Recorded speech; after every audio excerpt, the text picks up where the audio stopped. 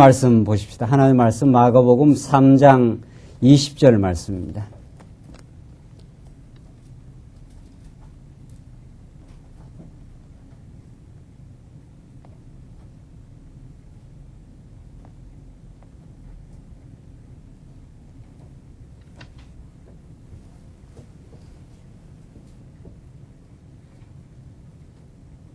예, 차이신 줄 알고 봉독 드리겠습니다. 우리 하나님 말씀 신약성경 마가복음 3장 20절 말씀입니다. 집에 들어가시니 무리가 다시 모임으로 식사할 겨를도 없는지라 예수의 친속들이 듣고 붙들어 나오니 이는 그가 미쳤다 함일러라. 예루살렘에서 내려온 서기관들은 저가 바알세부를 지폈다 하며 또 귀신의 왕을 힘입어 귀신을 쫓아낸다 하니 예수께서 저희를 불러다가 비유로 말씀하시되 사단이 어찌 사단을 쫓아낼 수 있느냐. 또 만일 나라가 스스로 분쟁하면 그 나라가 설 수 없고 만일 집이 스스로 분쟁하면 그 집이 설 수 없고 만일 사단이 자기를 거스려 일어나 분쟁하면 설 수 없고 이에 망하느니라. 사람이 먼저 강한 자를 결박지 않고는 그 강한 자의 집에 들어가 세간을 넉탈치 못하리니 결박한 후에야 그 집을 넉탈하리라.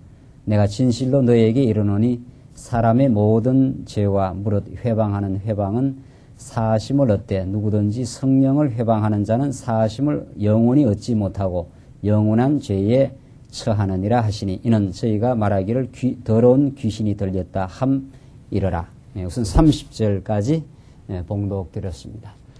우리는 지금 마가복음 말씀을 통해서 예수님의 그 신분을 통해서 구약의 모든 내용을 성취하신 메시아 예수는 신분으로 예수가 그리스도라는 사실을 우리가 확인하고 있습니다. 어떤 신분인가? 마가복음은 신분으로 그리스도를 가리키는데 그는 하나님의 아들의 신분이시다.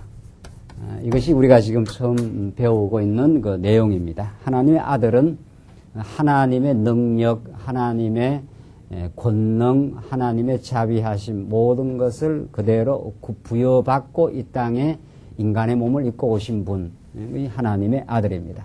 아들은 아버지를 닮는 것처럼 아들은 그 아버지의 모든 권세를 가지고 이 땅에 오신 분. 그래서 마가복음 1장 내용이 하나님의 아들 예수 그리스도의 복음의 시작이라 이렇게 구약의 마태복음에서 구약의 그 직임으로 성취하신 분, 그는 선지자요, 그는 왕이요, 이 땅에 참 제사 직분을 수행한 구약의 모든 그 삼직을 수행하신 분은 누구만이 그 일을 할 수 있느냐? 그것은 하나님의 아들로서 이 땅에 오신 예수 그리스도 한 분 안에서 그 모든 그 사역을 성취할 수 있다. 이것이 지금 마가복음에 증거하는 하나님의 아들의 증거입니다. 그 하나님과 동등한 권세와 능력을 가지신 그분이 우리의 모든 죄를 위하여 버려지신다. 이것이 이제 마가복음의 그 다음에 나타나는 이제 신분입니다. 버려지시는 신분, 버려지신 예수 그리스도. 이렇게 버려지신 다음에 다시 주로 버려지어서 우리의 모든 죄를 사하실 뿐 아니라 다시 부활하시고 이제 다시 성천하셔서 주이신 그리스도가 되셨다. 이런 예수는 이런 분이시다 하는 것이 지금 마가복음의 핵심입니다. 그런 반석 토대 위에 하나님의 교회가 서 있고 여러분과 제가 서 있습니다. 그래서 여러분과 저는 실제로는 하나님의 심판대 앞에 서게 되면은 우리는 다 범죄한 인생이요 정죄받아 영원히 멸망받아 마땅하지만 하나님의 아들이 이 땅에 오셔서 여러분과 저를 대신해서 버려주시고 대신 부활하시고 성천하셔서 지금 하늘 보좌에서 우리를 굽어 살피시기 때문에 그의 긍휼과 자비하심 속에 우리의 인생이 지금 놓여져 있다. 이것이 지금 마가복음에 증거되는 말씀입니다. 자, 우리는 하나님의 아들 가운데 그가 바로 속죄주이시다 하는 것을 지금 우리가 지금 공부하고 있습니다. 하나님의 아들이 할 수 있는 아들만이 할 수 있는 그 일이 1장에서 이제 물론 하나님의 아들 증거를 하고 2장, 3장 오늘 3장 마지막 부분까지가 속죄주가 되신 아들입니다. 죄를 사해 줄 수 있는 분이 바로 예수 그리스도 한 분이시다. 죄를 정하시는 분도 하나님이시고 죄를 사할 수 있는 권능도 하나님에게 속한 하나님의 유일한 하나님만이 하실 수 있는 권세가 죄를 속할 수 있는 권한입니다. 어떤 누구도 우리 인간의 죄를 정할 수도 없고 또 속할 수도 없는데 오늘 이 본문 2장 우리 지난 시간 계속해서 살핀 예수님께서 중풍병자를 고치시는 그 비유를 통해서 너 죄가 사해졌느니라. 이건 정말 그 당대 유대인들한테는 너무도 사실은 놀라운 선언이고 또 그들을 도발하게 하는 선언입니다. 도대체 네가 누군데 하나님만이 그 죄를 사해 줄 수 있다고 유일신을 믿었던 유대인들에게는 인간의 모습으로 목수의 아들로 등장한 그 예수가 등장해서 죄가 사해졌다고 하는 이것은 참남하도다. 그래서 예수님은 이제 그들의 그 음모와 곤모술수에 의해서 결국은 마지막에 죽게 됩니다. 인간의 몸으로 이 땅에 틀림없이 오셨고 목수의 아들로 왔고 여러 형제들 중에 한 분이었던 예수가 이제 공생애를 시작하시면서 하나님 나라가 임했다. 그리고 너의 죄가 사해졌다고 하는 이 놀라운 하나님만이 하실 수 있는 선언을 예수님이 하십니다. 우리는 그 예수를 지금 오늘 마가복음에서 지금 확인받고 있는데 오늘 본문 말씀은 20장부터 봉독드린 30절은 이런 그 예수님의 그 속죄주인 그 아들을 여러 차원에서 증거를 했지 않아요? 안식일 날도 예수님은 병 고치는 표적을 행하시고 당신이 안식일의 주인임을 증거하니까 이제 드디어 그 어둠의 권세들, 그 당대 바리새인과 서기관들 이런 자들이 이제 예수를 이제 헐뜯고 그리고 음모를 꾸미고 또 예수를 그렇게 이제 그 어둠으로 몰아넣는 그런 그 방책을 이제 하는데 오늘 본문은 서기관들이 예수께서 귀신이 들렸다.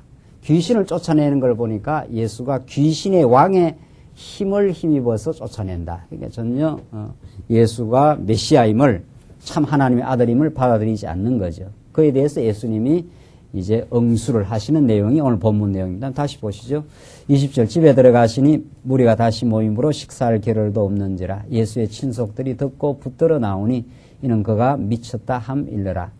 예루살렘에서 내려온 서기관들은 저가 바알세불을 지폈다 하며 또 귀신의 왕, 바알세불이 귀신의 왕이라는 뜻입니다. 집주인이라 이런 뜻인데 그 바알세불을 지폈다 하는 말이 신이 사람의 영을 내린다 이런 뜻입니다. 그 귀신의 영을 힘입어 가지고 지금 귀신을 쫓아내고 있다. 지금 그렇게 예수님이 하시는 일을 억척을 하는 거죠. 그러니까 귀신의 왕을 힘입어 귀신을 쫓아낸다 하니 예수께서 저희를 불러다가 비유로 말씀하시되 사단이 어찌 사단을 쫓아낼 수 있느냐?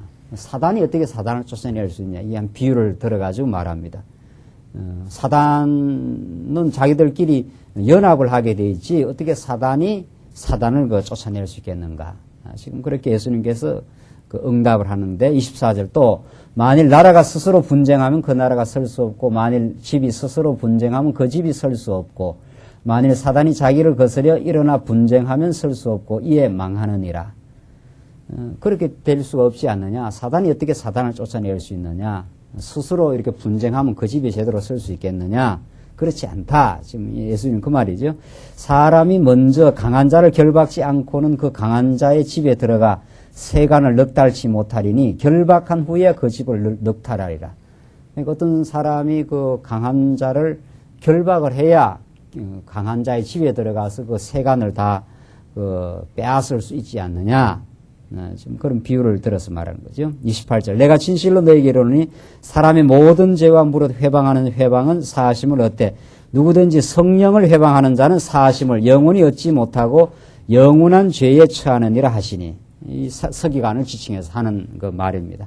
사람이 이제 죄를 범할 수 있고 그 죄는 예수가 하나님의 아들이심을 믿는 믿음으로 사할 수 있지만은 성령을 회방하는 자, 이 서기관들이 예수가 성령의 권능을 힘입어 가지고 귀신을 지금 쫓아내고 있는데 그것을 바알세불을 지폈다. 바알세불을 지폈다. 혹은 귀신의 왕의 힘을 힘입어 가지고 지금 귀신을 쫓아내고 있다. 그러니까 예수님이 하시는 일을 귀신의 왕이 왕의 힘을 힘입어서 하는 일로 그렇게 성령을 회방하는 그런 지금 죄를 지금 범하고 있는 거죠. 그래서 너희들이 지금 내가 하고 있는 하나님의 아들로 와서 천지와 만물을 주관하시되 사단까지도 완전히 장악할 수 있는 분. 이게 하나님의 아들이 할 수 있는 권세입니다. 이 일을 알지 못하는 그들에게 그 저주를 선언하는 다시 말해서 성령을 회방하는 자는 사함을 영원히 얻지 못하고 영원한 죄에 처하니라 하시니 이는 저희가 말하기를 더러운 귀신이 들렸다 함이라. 그러니까 이 서기관들은 예수님이 하나님의 아들 되심을 알지 못하고 또 따라서 믿지 못하고 예수님이 하는 일을 전혀 곡해하는 귀신의 왕의 힘을 힘입어 가지고 지금 귀신을 쫓아내고 있다. 이렇게 지금 모함을 지금 하고 있는 거죠. 예수님이 지금 여러 표적을 통해서 속죄주가 되심을 증거하는데 그 중에 하나 아주 뚜렷한 것이 귀신을 쫓아내는 사역이죠. 오늘날도 이런 사역을 잘못 곡해해서 귀신을 쫓아낸다는 그런 그 교회도 있지 않아요? 예수님이 하신 일은 이 하나님의 아들만이 할 수 있는 표적적 사건이요. 이것은 장차 교회로 하여금 어둠의 권세에서 교회 택한 백성들을 이제 불러내어 어둠의 권세로부터 보호해낼 수 있는 하나님의 사역을 이게 원형적으로 보여주는 사건입니다. 이 복음서에 나타난 사건은 복음서는 가장 이 교회의 기초를 말하고 있고 예수가 하나님의 아들, 예수가 하나님의 아들로 등장해서 귀신을 쫓아내는 이 사건은 장차 교회가 점점 세워져 가는데 에베소서에서 말하지 않아요? 에베소서에서 교회가 이렇게 세워져 가는데 하늘의 공중 권세 잡은 자들과 우리의 싸움은 혈과 육의 싸움이 아니라 하늘의 공중 권세 잡은 어둠의 권세와의 싸움이고 그 어둠의 권세는 세속주의를 통해서 유대주의를 통해서 하나님의 교회를 자꾸 흔들어 놓으려고 그들을 그 어둠의 영의 세력을 간파하고 그것을 물리치는 힘은 예수 그리스도의 말씀의 능력, 진리의 힘에 의해서만 우리가 그 어둠의 소욕을 물리치고 옛사람을 우리가 처복종시키고 새사람을 입어나가는 옛사람의 소욕이 유혹의 욕심이니까 이게 다 어둠의 권세로부터 오는 거죠. 그걸 우리 택한 백성은 진리의 말씀의 능력으로 너희가 전신갑주를 입어라. 구원의 투구를 쓰고 의의 흉배를 붙이고 평안의 신발을 신고 무엇보다도 성령의 검 하나님의 말씀을 가지고 그러니까 이 교회 예수는 이 교회의 기초가 되셔서 예수가 귀신을 쫓아내는 유일한 권세자임을 가르쳐주는 것은 장차 하나님의 교회가 진리의 말씀으로 어둠의 유혹, 사단의 권세를 어둠의 유혹을 이기고 어둠이 지금 늘 우리의 옛사람을 이제 파고든다 말이에요. 욕심도 불러일으키고 경쟁심도 불러일으키고 어리석은 생각도 하게 만드는 그것을 처복종시키는 힘이 예수가 그리스도라는 진리의 능력, 하나님의 사랑의 그 공급에 의해서 우리가 옛사람을 이길 수 있는 건데 그러니까 이 복음서는 장차 하나님의 교회가 점점 양육받고 무장해가는 가장 원형을 지금 보여주고 있는 거죠. 그리스도를 의지하지 않고는 우리 어떻게 어둠의 권세로부터 이길 수 있겠는가 하는 건데 이 당대 서기관들은 이런 메시아의 귀신을 쫓아내는 사역을 전혀 알지 못하고 지금 곡해하고 있는 겁니다. 31절을 보십시다. 31절로 35절에는 예수께서 자기가 하나님의 아들이심을 간접적으로 이제 증거하는 내용인데 보십시다. 때에 예수의 모친과 동생들이 와서 밖에 서서 사람을 보내어 예수를 부르니 무리가 예수를 둘러 앉았다가 여짜오되 보소서 당신의 모친과 동생들과 누이들이 밖에서 찾나이다. 대답하시되 누가 내 모친이며 동생들이냐 하시고 둘러 앉은 자들을 둘러보시며 가라사대 내 모친과 내 동생들을 보라. 누구든지 하나님의 뜻대로 하는 자는 내 형제요 자매요 모친이니라. 이게 아주 특이한 예수님의 참 말씀입니다. 예수님의 가르침은 이 세상에 속한 것이 아니고 전혀 이 세상에 속한 차원을 넘어서는 신령한 차원, 하늘로부터의 영생의 차원, 이것이 늘 복음서에 나타나는 예수님의 가르침인데, 이게 무슨 말입니까? 예수님께서 이제 무리와 함께 이렇게 말씀을 나누고 있는데, 예수님의 모친, 어머니, 동생들이 밖에서 이제 예수를 찾아왔습니다. 찾아오니까, 그러니까 사람들이, 당신의 어머니와 모친이 당신을 찾으러 왔습니다. 그러니까 예수님께서 엉뚱한 대답을 하는 거죠. 누가 내 모친이며 동생들이냐. 이러면서 예수님 오히려 둘러앉은 사람들을 보고 이 내 모친과 동생들을 보라 하면서 하나님의 뜻대로 하는 자가 내 모친이요 내 형제요 자매라 이렇게 말씀하십니다. 이게 무슨 말입니까? 이거는 얼핏 봐서는 가족, 우리 육신의 피를 나누는 형제들을 아주 이렇게 박대한다 그래야 됩니까? 무시한다 그래야 무시하는 듯한 유교적 관점에 보면 예수님은 완전히 도덕적으로 이렇게 문제가 심각한 사람으로 비칠 수 있죠. 지금 어머님이 찾아오고 동생이 찾아와서 예수를 찾는데 그 사람들을 반가이 맞는다든가 뭐 이런 게 아니라 누가 내 모친이며 형제들이냐 하면서 그 육신의 부모와 육신의 형제들과는 전혀 다른 지금 이야기를 지금 하고 있는 거죠. 이게 무슨 뜻이냐 말이죠. 이것을 통해서 예수님은 육신적으로는 마리아의 몸에서 난 사람의 아들처럼 보이지만 이 육신은 틀림없이 마리아의 몸을 빌려서 난 거죠. 그래서 혈통적으로는 요셉의 아들로 그렇게 법적으로는 그렇게 되어 있는 거죠. 육신적으로는 마리아의 몸에서 나죠. 그러나 예수가 바로 지금 누가 내 모친이며 내 동생들이냐 하면서 하나님의 뜻대로 하는 자가 내 형제요 모친이요 자매라 이렇게 하면서 자기의 근원적인 족보가 어디인가를 지금 밝히고 있는 거죠. 육신적으로 말하면은 지금 마리아의 아들로 그렇게 지금 예수님이 나타났지만 예수님은 실상은 하나님의 뜻대로 이 땅에 오신 하나님의 아들이라는 사실, 또 하나님의 뜻대로 하는 모든 자들이 당신의 모친이요 형제요 자매라는 이 육신의 가족과는 근원적으로 뿌리가 다른 신령한 당신은 가족임을, 하나님의 아들임을 지금 간접적으로 시사를 하고 있습니다. 자, 이런 그 말은 이건 역시 마찬가지로 앞으로 이 교회가 어떤 곳임을 예수님이 또 가르쳐 주는 것이나 마찬가지입니다. 여러분과 저는 육신의 부모는 다 다르잖아요. 육신의 부모는 다 뭐 김씨, 이씨, 박씨 뭐 다 이렇게 다 다르지만은 우리는 예수 그리스도를 구주로 모시고 하나님의 아들의 신령한 가족들이에요. 그래서 형제 자매가 된 거죠.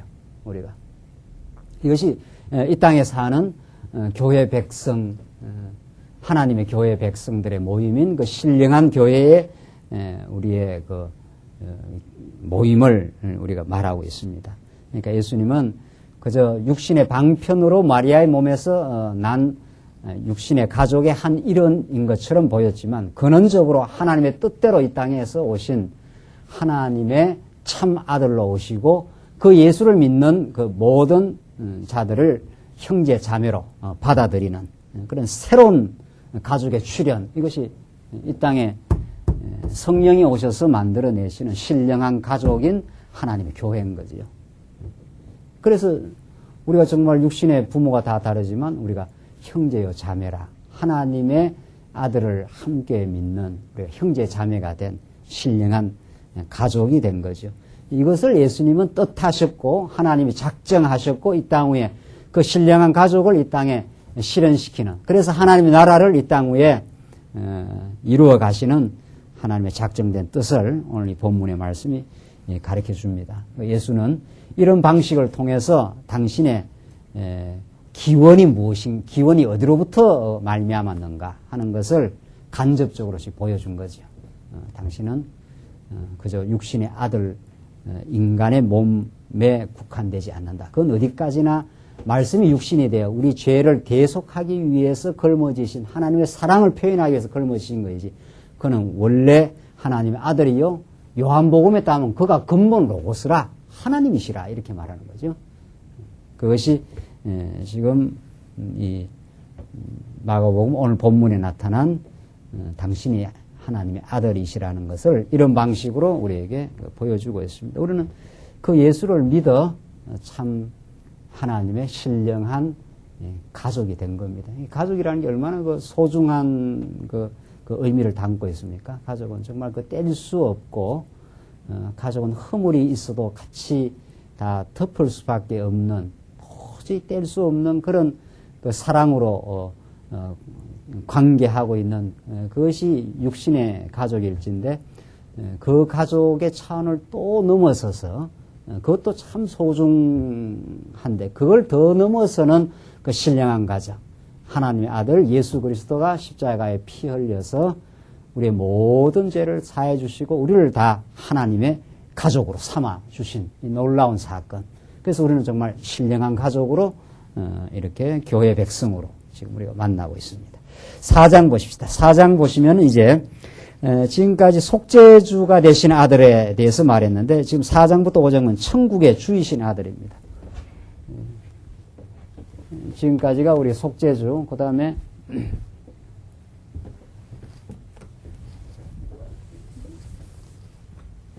2장에서 3장까지가 속죄주인데 지금 4장부터는 천국의 주이신 아들을 지금 설명합니다. 이건 굉장히 연관성이 있습니다. 그러니까 지금 마가복음은 2장, 3장이 따로 있고 4장, 5장이 이렇게 따로 있는 게 아닙니다. 하나님의 의도 가운데 이것은 아주 긴밀하게 연결되어 있습니다.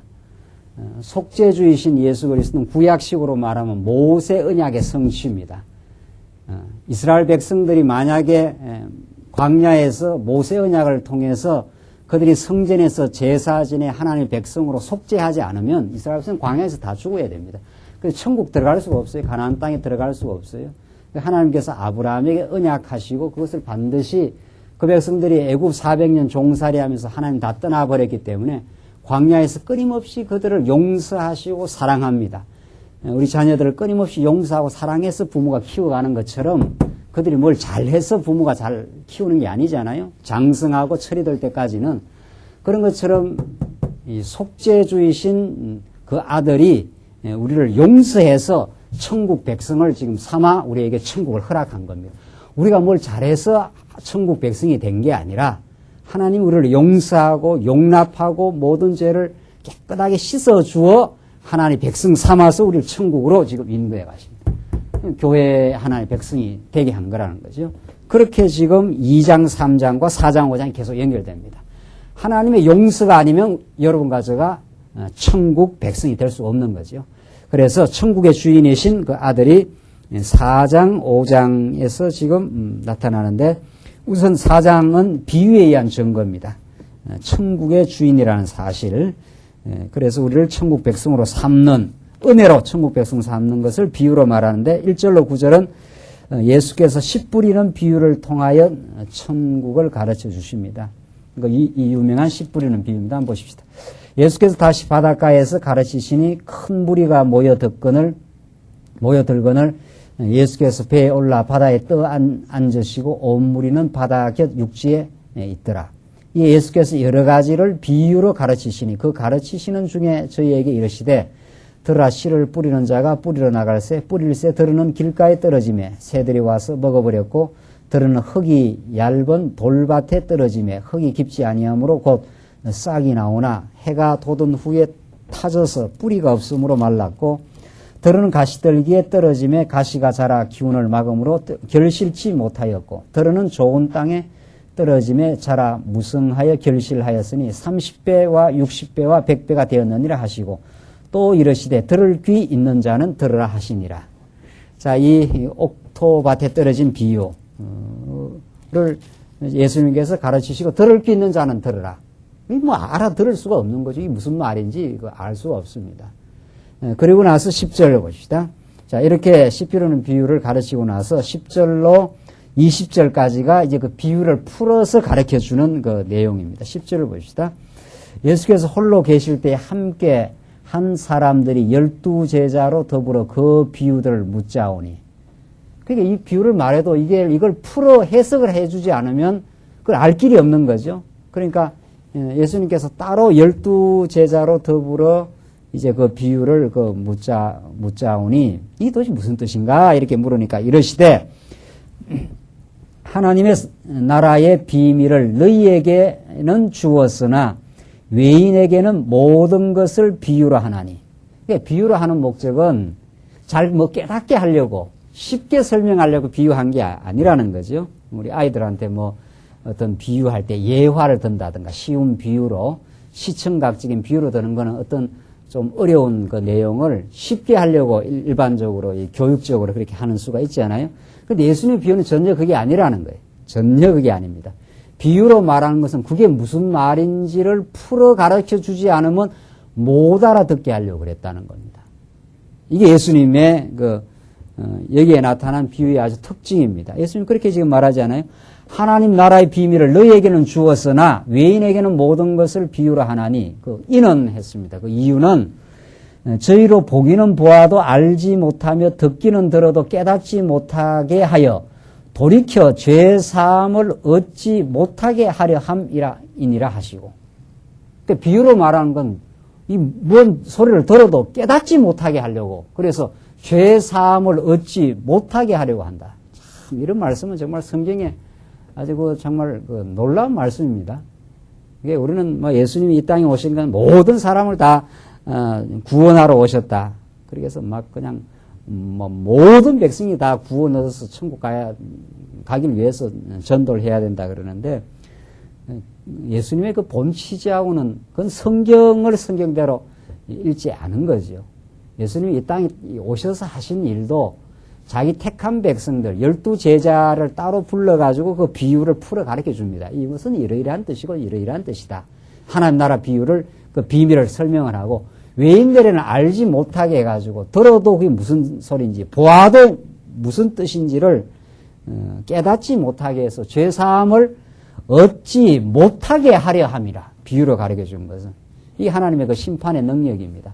하나님께서 당신이 구원할 백성들에게는 눈을 열어서 귀를 열어 들을 수 있게 하고 볼 수 있게 하시고 하나님께서 택하지 않는 백성은 외인들에게는 깨닫지 못하게 해서 멸망하게 한다. 이 십자가의 도가 구원과 멸망을 갈라내는 그런 역사를 한다는 거죠. 이게 하나님께서 그 주권적인 그 구원의 그 사역입니다. 13절 보시면 또 가라사대 너희가 이 비유를 알지 못할진데 어떻게 모든 비유를 알겠느냐? 뿌리는 자는 말씀을 뿌리는 것이라. 이제 드디어 예수님께서 그 씨 뿌리는 비유가 무슨 뜻인가를 이제 해석을 해줍니다. 12제자한테만. 15절 말씀이 길가에 뿌리었다는 것은 이들이니 곧 말씀을 들었을 때에 사단이 즉시 와서 저희에게 뿌리운 말씀을 빼앗는 것이요. 또 이와 같이 돌밭에 뿌리었다는 것은 이들이니 곧 말씀을 들을 때 즉시 기쁨으로 받으나 그 속에 뿌리가 없어 잠깐 견디다가 말씀을 인하여 환난이나 핍박이 일어날 때에는 곧 넘어지는 자요. 또 어떤 일들은 가시떨기에 뿌리우는 자니 이들은 말씀을 듣되 세상의 염려와 재리의 유혹과 기타 욕심이 들어와 말씀을 막아 결실치 못하게 되는 자요. 좋은 땅에 뿌리었다는 것은 곧 말씀을 듣고 받아 30배와 60배와 100배의 결실을 하는 자니라. 이렇게 예수님께서 네 가지 지금 씨 뿌리는 그 길가에는 뿌려지지만 즉시 사단이 가져가 버리고 돌밭에 뿌리고 잠시 받아들이지만은 뿌리가 내리질 못해서 결국은 환난 때 쓰러져 버리고 가시떨기는 세상 염려, 재리의 유혹 이런 것 때문에 결실을 못하고 이 세 가지는 전부 하나님의 택한 백성이 말씀을 받는 상황이 아니죠. 하나님 택한 백성이 말씀 받는 것은 마지막에 이 좋은 땅입니다. 이 옥토입니다. 그러니까 이것은 하나님 말씀을 받을 뿐만 아니라 듣고 받을 뿐만 아니라 마지막 30배, 60배, 100배의 결실을 하는 자라. 이게 하나님이 택한 백성에게 하나님께서 씨앗을 뿌릴 뿐만 아니라 그 밭이 옥토밭이 되게 해서 결실에 이르기까지 성령의 열매를 맺도록까지 하나님께서 택한 백성을 지키고 보호해 가실 것을 그렇게 가르쳐 주는 내용이죠. 이 옥토 비유, 이 좋은 땅의 비유도 얼마나 많이 곡해된 그 비유의 내용인지 모릅니다. 우리가 스스로 이 옥토밭을 만들어야 된다는 거죠. 아무리 하나님께서 말씀을 주려고 해도 내가 이렇게 옥토밭이 되도록 잘 가꾸지 않으면 그걸 결실을 못 한다는 식으로 이 결국은 다 이제 그 신인 합력 사상인데 구원은 하나님이 하시지만은 결실하게 되는 것은 하나님이 역사하시고 우리도 결합을 해야 된다는 거죠. 그게 아니라는 거죠. 여러분과 제가 이 말씀을 받아들이는 것 자체가 이미 좋은 땅이 되었다는 뜻입니다. 하나님께서 우리로 하여금 이 말씀을 받아들이게만 하는 게 아니라 받아들여서 우리로 하여금 결실을 맺어가도록 하나님께서 말씀을 통해 깨닫게도 하시고 삶의 연단을 주기도 하시고 우리로 하여금 우리의 뜻대로 어떤 일이 안 되게도 하시고 하나님께서 우리를 붙들어 인도하기도 하시고 기도하지 않으면 안 되도록 하나님께서 우리의 삶의 고난과 연단을 주시기도 하시면서 마침내 우리 삶 속에 하나님을 인정하고 범사에 감사하고 그렇게 살아가도록 그래서 옥토밭이 되어서 결실하도록 그렇게 만들어 가십니다. 이게 하나님이 하시는 일이죠. 이게 하나님 하시는 사역이 그래서 성령이 오시는 거죠. 우리가 만약 우리 스스로 옥토밭을 만들 수 있다면 우리의 힘으로 만들어내면 되지 않겠느냐 말이죠. 하나님 붙들지 않으면 우리는 정말 세상 염려와 재리의 유혹에 빠집니다. 그런 게 우리 인생인데 어떻게 우리가 스스로 결실하겠느냐 말이죠. 성령께서 우리를 끊임없이 이스라엘 백성들을 광야에서 끊임없이 연단을 통해서 그 옛사람을 무너뜨리고 속사람을 키워가시는 그 역사를 택한 백성은 결실에 이르러 승리하도록 하나님 우리를 버리지 않는다. 끝까지 지키고 우리를 인도해 가시는 분. 그러니까 우리가 좋은 밭을 만들어야 된다. 이렇게 하면 하나님의 은혜가 사라지는 거죠. 우리가 좋은 밭이 되어 좋은 땅이 되어서 마침내 30배, 60배, 100배의 결실을 이끌어 가도록 성령은 지금도 우리와 함께 하시고 우리 하여금 깨닫게 하시고 우리 하여금 천국의 말씀을 우리로 하여금 받아들이도록 그래서 세상 염려를 자꾸 내려놓게 하시고 점점 뿌리를 내려갈 수 있도록 하나님께서 역사해 가신다는 거죠. 이걸 우리가 믿는 게 정말 언약의 하나님. 우리의 실수와 우리의 염려가 때로는 많아도 우리를 버리지 아니하시고 우리로 하여금 결실 맺어가도록 우리를 언제나 함께 하시는 하나님. 그 자비와 신실하심 때문에 이스라엘 백성들이 가나안 땅에 들어가고 여호수아가 드디어 그 땅을 정복하고 마침내 승리하지 않아요. 이스라엘 백성들 자기 능력으로 되지 않지 않았어요. 그 옛사람, 애굽에서 나온 옛사람들이야 가데스 바냐 거기 와서 전부 다 자빠졌지 않았어요. 12정탐꾼 보냈는데 여호수아 갈렙 외에는 다 못 들어간다는 거예요. 다. 그러니까 애굽에서 나오긴 했지만 승리를 이스라엘 백성은 스스로의 능력으로는 되질 않았습니다. 그런 옛사람을 이스라엘 백성들 하나님께서 40년 지나면서 1차 시련, 2차 시련, 3차 시련 통해서 애굽으로 돌아가고자 하는 오늘 이 표현대로 말하면 세상 염려와 재리의 유혹에 빠져있는 옛사람을 다 하나님께서 처복종시키고 없애고 마침내 가나안 땅 들어가게 할 뿐 아니라 여호수아를 통해서 그 가나안 칠족석을 정복하도록 하나님께서 여리고성 돌아라 해서 그렇게 정복하지 않아요? 그렇게 해서 그 수많은 성들을 정복하여 승리해서 결실하도록 하나님께서 결실하기까지 예수님 다시 오시는 날까지 우리를 꼭 붙들고 인도해 가시는 하나님의 은혜의 사역이 우리로 하여금 옥토가 되게 하시고 우리를 끊임없이 갈아엎게 하시고 마침내 결실까지 맺게 하시는 하나님의 사역으로 오늘 이 본문을 우리는 은혜의 사역입니다. 이런 그 비유를 예수님께서는 외인들에게는 못 깨닫게 해서 죄사함을 얻지 못하게 하고 택한 백성들 12제자들에게는 너희들로 하여금 마침내 너희들은 그냥 내버려 두면은 다 형편없는 인생들이었지만 옥토가 되게 해서 결실 몇 개까지 하는 그 천국 비유를 제자들에게 알려주시고 오늘 우리 본문의 말씀을 우리가 듣게 하십니다. 21절 봅시다. 21절 보시면은 21절로 25절까지 말씀은 등불의 비유를 들어서 자기를 숨기는 이유를 밝혀주십니다. 등불 비유입니다. 21절 봅시다. 또 저희에게 이르시되 사람이 등불을 가져오는 것은 말 아래나 평상 아래 두려함이냐 등경 위에 두려함이 아니냐 드러내려 하지 않고는 숨긴 것이 없고 나타내려 하지 않고는 감추인 것이 없느니라. 들을 귀 있는 자는 들으라. 또 가라사대 너희가 무엇을 듣는가 스스로 삼거라. 너희의 헤아리는 그 헤아림으로 너희가 헤아림을 받을 것이요 또 더 받으리니 있는 자는 받을 것이요 없는 자는 그 있는 것까지 빼앗기리라.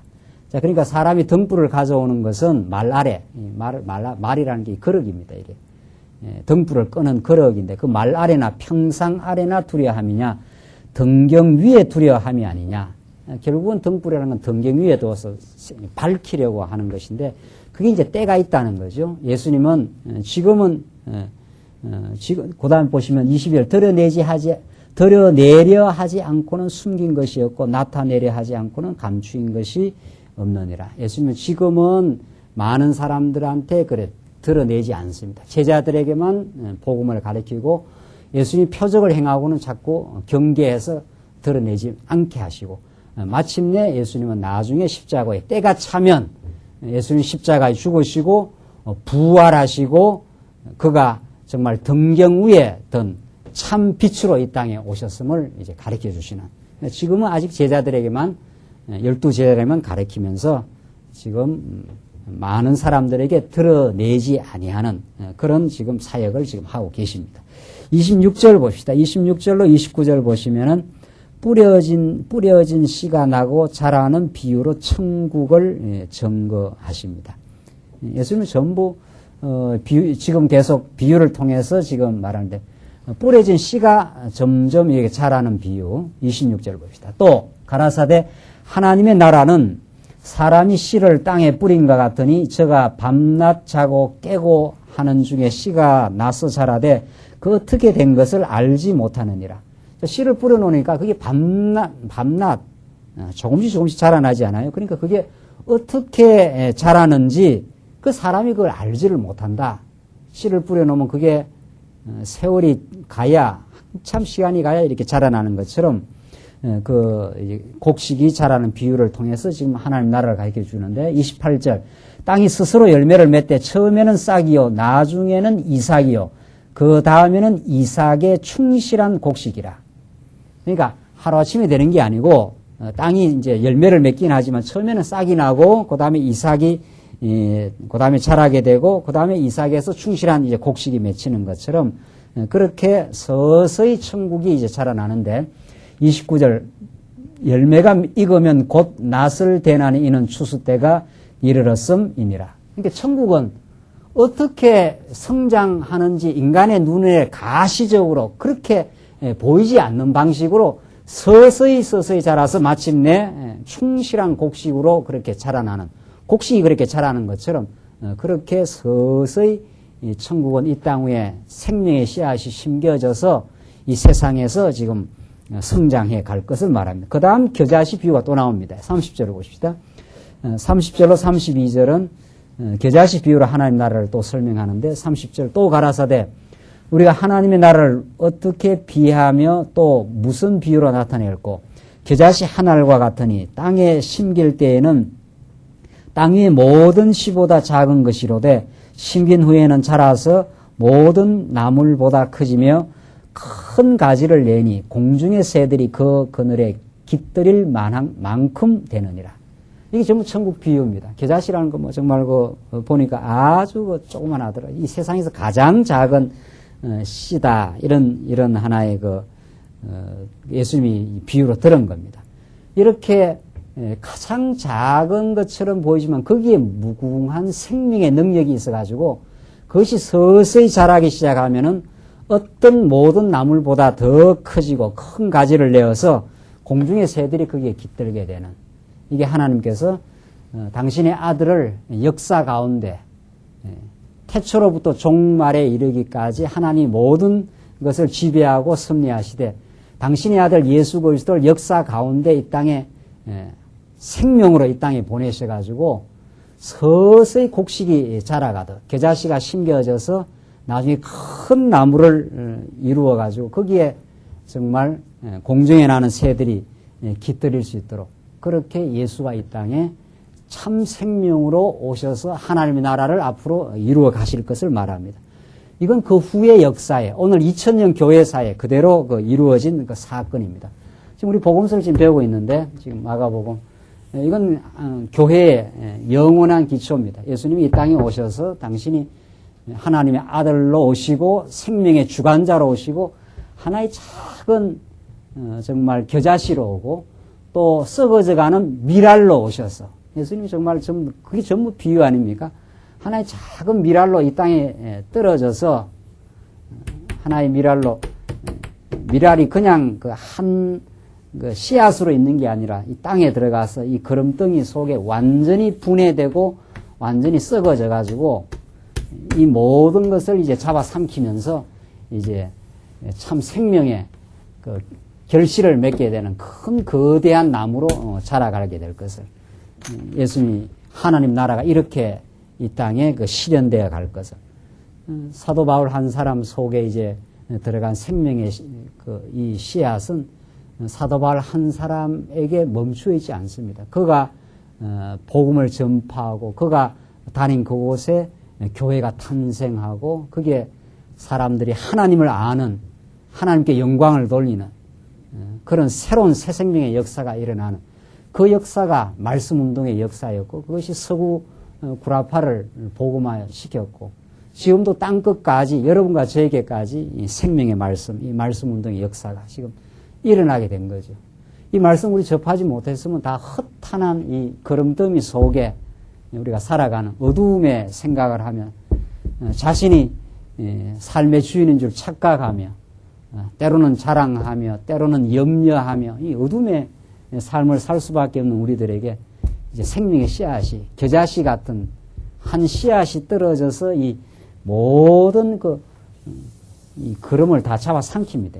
생명의 씨앗이 떨어져서 이게 하나가 그냥 이렇게 씨앗으로 있는 게 아니에요. 이게 분해되면 이 모든 이 그 걸음을 잡아 삼키는 이 원천이 되는 거죠.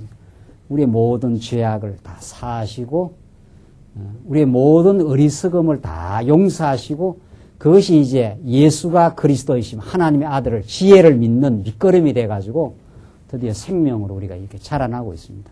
하나님 살아계심을 믿고 범사를 주관하시는 우주와 만물을 다스리고 통치하시는 분이 살아계시다고 하는 걸 믿는 그것이 하나님의 교회로 이 땅에 탄생한 거죠.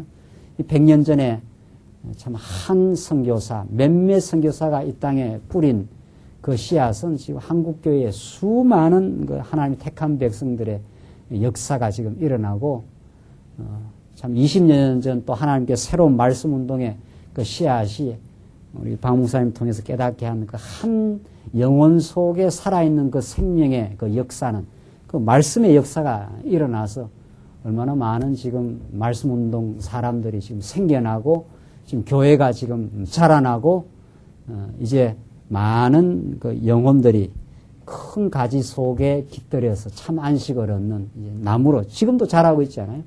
이게 하나님께서 하시는 그 생명의 역사입니다. 이게 인간이 만들어가는 역사가 아니라 말씀이 운동해가는 역사. 생명과 평안과 참 안식의 역사를 하나님께서 해나가신다 하는 것이 예수님께서 지금 하시는 그 말씀입니다. 이걸 어떻게 우리 인간이 규합하고 인간이 애쓰고 이렇게 되겠느냐 말이에요. 우리 안에 역사하시는 말씀은 우리의 그 말씀의 감격을 만들어내고 마음의 평강을 얻은 성도들이 그 평강을 전하기 위해서 거기에서 이제 하나님의 역사하심을 따라서 우리가 수고하는 하나님의 역사하심을 따라서 말씀이 운동하는 걸 따라서 우리도 함께 그리스도의 그 본을 따라서 자기를 희생하고 헌신하고 땀 흘리고 수고하는 그런 수고를 통해서 이 땅에 하나님의 나라를 만들어 갑니다. 오늘 이 예수님이 하시는 당신이 죽어 십자가에 모든 택한 백성들의 죄를 걸머지시고 죽어 희생함으로 천국의 주인이 되어서 그 생명이 점점 자라서 하나님의 나라를 이 땅에 보여주시고 오늘 비유로 가르쳐 주신 것처럼 예수의 생명을 덧입은 자는 이 땅에서 그냥 살 수가 없는, 내 혼자 평안하면 좋다 이렇게 될 수가 없다는 거죠. 그리스도의 본을 따라서 우리도 함께 헌신하고 땀 흘리고 수고하는 그런 생명의 역사, 이 결실의 역사를 향한 정말 땀 흘리는 수고가 하나님께서 우리를 만들어 가시는 참 보람과 기쁨의 역사가 있습니다. 울며 씨를 뿌리는 자는 반드시 기쁨으로 단을 거두리로다. 이것이 우리 이 땅에 하나님의 교회가 세워져 가는 일입니다. 그냥 되는 법은 없는 거 아니에요. 이 교회가 이렇게 세워지고 하기 위해서 그리스도가 이 땅에 오셔서 기초를 놓으셨고 하나님의 택한 백성이 교회가 세워지기까지 얼마나 정말 순수하고 아름다운 그 헌신을, 기쁨의 수고를, 정말 땀 흘리는 그 수고를 통해서만 하나님의 교회가 세워져 갑니다. 이건 우리 가정이 부모가 땀 흘려 수고하고 정말 아낌없이 무조건적으로 사랑함으로 우리 자녀가 자라는 것과 똑같은 비유라는 거죠.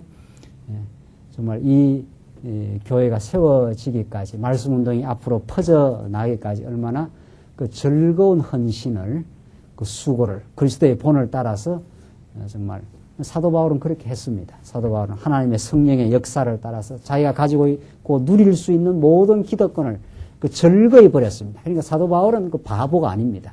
사도 바울은 그렇게 하고 나서 억울해하거나 손해봤다는 느낌을 가지지 않았어요.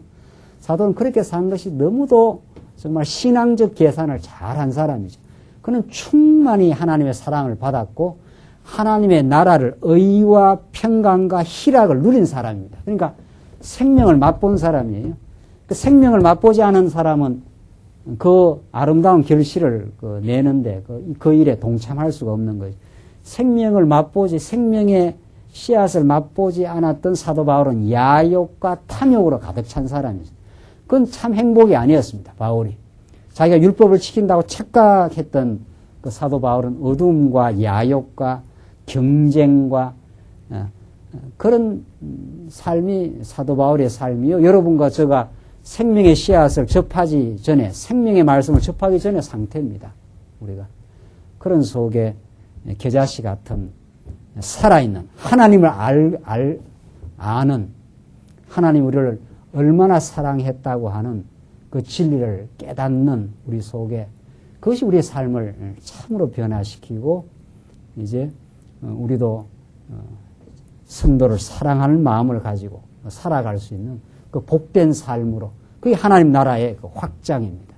하나님 나라는 그런 그리스도의 정말 죽으심과 부활의 토대 위에 또 그리고 먼저 그 복음을 깨닫고 천국을 누리는 택한 백성들의 정말 아름다운 헌신에 의해서 하나님의 교회는 이 땅 위에 점점 확산되고 그 복음이 전파되어 갈 겁니다.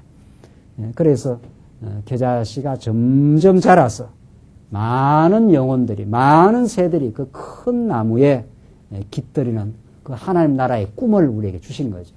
이게 우리 교회 백성들이 가지고 있는, 이 땅에서 가지고 있는 그 아름다운 꿈입니다. 이 일을 성령께서 이루시고 정말 그 하나님의 사랑을 받은 택한 백성들의 아름다운 수고를 통해서 우리는 그 하나님 나라의 꿈을 가지고 이 교회를 사랑하고 우리가 섬겨가고 있습니다. 우리 기도하십시다.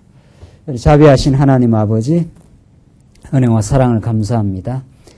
겨자씨가 이 땅에 심겨져서 이제 소리 없이 서서히 이 땅에 자라며 하나님의 택한 백성들을 불러 모아 하늘에 참 평강과 기쁨을 얻게 하셔서 천국을 맛본 성도들이 이제 그 천국의 확장을 위해서 함께 땀 흘리며 수고하며 서로 사랑하며 헌신하는 헌신을 통해서 이 땅 위에 교회가 세워져 갈 수 있도록 역사하심을 감사합니다. 저희들 얼마나 전날에 하나님 몰라서 참으로 허탄한 목표를 위해 살아왔던 저들이었지만 이제 주 안에 저희들을 부르시고 만세전에 작정하신 뜻 가운데 우리를 이 땅에 나게 하시고 이 진리의 말씀을 들어 이제 하나님 나라 운동에 저희들을 불러주심을 참으로 감사합니다. 이 진리를 깨달아지는 대로 마음의 평강을 얻는 대로 이제 우리에게 주신 하나님 앞에 은혜를 감사하며 또 진리와 교회를 위해서 함께 서로 사랑하며 수고하는 복된 인생 살게 하시옵소서. 예수님 이름으로 기도하옵나이다. 아멘.